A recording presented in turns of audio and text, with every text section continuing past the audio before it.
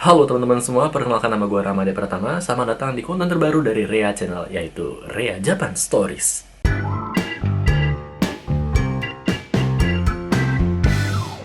Tidak terasa sudah 2 tahun 4 bulan.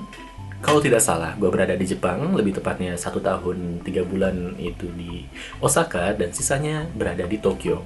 Kalau kalian bertanya, kenapa gue selama 2 tahun 4 bulan ini berada di Jepang?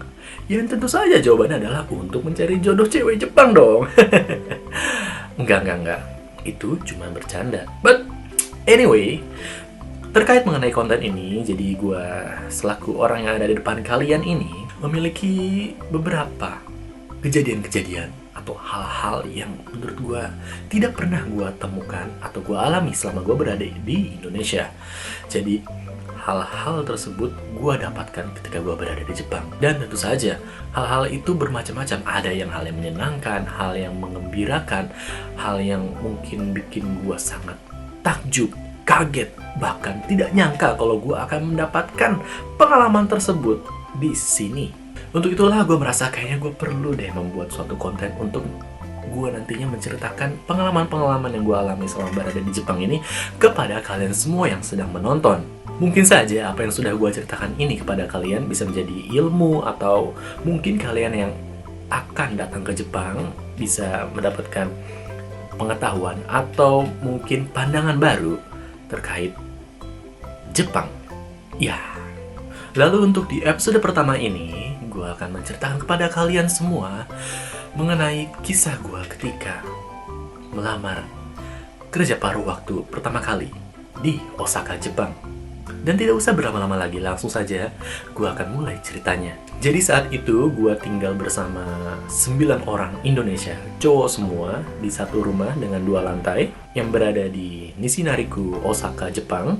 Jadi kita semua adalah para pelajar yang menuntut ilmu di Jepang, yaitu belajar bahasa Jepang, atau mungkin lebih gampangnya seperti les atau kursus ya.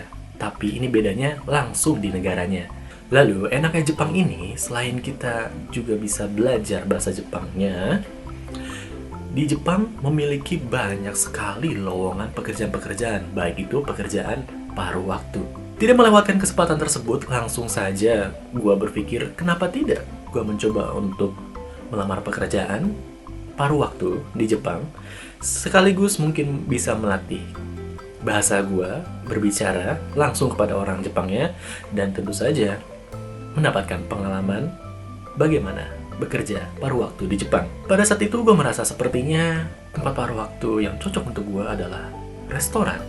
Kenapa? Ya karena satu, gue merasa gue suka makan, apalagi makanan dari Jepang seperti sushi, ramen, katsudon, dan gyudon, macam-macam lah.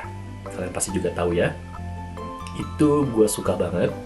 Kemudian gue juga cukup bisa masak ya, walaupun standar sih, cuman masakan seperti nasi goreng ataupun mie goreng, tapi itu juga makanan kan. Sehingga akhirnya gue langsung memutuskan untuk melamar kerja paruh waktu di salah satu restoran sushi di Osaka yang bernama Kappa Sushi. Setelah 1-2 hari gue menunggu panggilan, akhirnya gue ditelepon oleh pihak restoran tersebut untuk menghadiri interview kerja paruh waktu. Tidak lama gue langsung menuju ke restoran tersebut untuk menghadiri interview. Alhamdulillahnya saat interview gue merasa aman-aman saja, lancar jaya, walaupun gue merasa 90% gue tidak mengerti apa yang orang Jepang tersebut katakan kepada gue. Gue cuman bisa merespon dengan hai wakarimashita, atau ya saya mengerti. Intinya kalian tunjukkan jika kalian ingin sekali bekerja di tempat tersebut dan memiliki semangat untuk belajar hal baru. Jadi itu tips mungkin untuk kalian yang mencoba mencari kerja paruh waktu di Jepang. Itu dulu.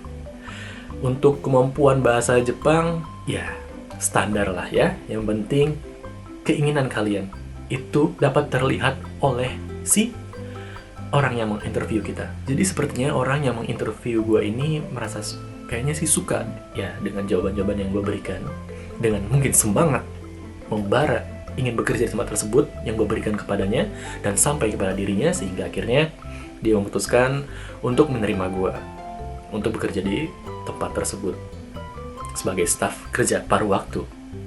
Tapi sebelum itu, dia menyuruh gue untuk melakukan tes kesehatan. Nah, saat itu gue cukup bingung. Maksudnya, apakah gue harus ke rumah sakit dan melakukan tes kesehatan secara manual? Begitukah maksudnya? Ternyata tidak. Jadi, dia memberikan gue sebuah bungkusan berwarna hijau dengan tulisan bahasa Jepang, ada katakana, hiragana, kanji, dan di dalamnya itu ada tabung untuk dimasukkan sesuatu. Awalnya gue pikir itu adalah tabung untuk gue memasukkan sampel urin gue, karena gue pikir ini digunakan untuk tabung tes urin. Tapi ternyata tidak loh teman-teman. Jadi tabung ini nantinya itu harus diisi dengan sampel, maaf yang sedang makan ya, sampel pup kalian. Apakah ada yang sudah pernah tes pup di Indonesia sebelumnya? Gua sih jujur aja belum pernah. Yang pernah gua lakukan di Indonesia ya cuman tes urin dan tes pengambilan darah. Tes melalui pup seseorang, gua baru pertama kali dengar saat itu. Saat itu gua benar-benar kebingungan karena yang pertama kali gua pikirkan adalah bagaimana caranya gua bisa memasukkan pup gua ke dalam tabung tersebut. Kalau misalkan tes urin, bisa kalian bayangkan kan ya, apalagi gue sebagai cowok, ya sangat mudah sekali untuk mengarahkannya ke tabung tersebut. Tapi untuk pup ini, bagaimana caranya? Masa langsung dimasukkan ke dalam lubang anus gue kan? Masa sih? Apakah memang seperti itu? Gue sempat berpikir seperti itu, tapi kayaknya sih tidak. Kalaupun iya, yang gue takutkan adalah bagaimana jika nanti ternyata gue malah nyaman dengan hal tersebut. Enggak, tentu saja tadi itu cuma bercanda ya. Jadi karena gue kebingungan dan gue tidak tahu bagaimana cara menggunakan alat ini, gue mencoba untuk bertanya ke 9 teman serumah gue. Siapa tahu di antara mereka ada yang mengerti hal tersebut. Gue tanyakanlah kepada mereka, tapi tidak ada satupun yang mengerti mengenai hal tersebut. Bahkan mereka semua baru pertama kali mendengar hal tersebut, sama seperti yang gue alami. Makin bingunglah gue, bagaimana ini?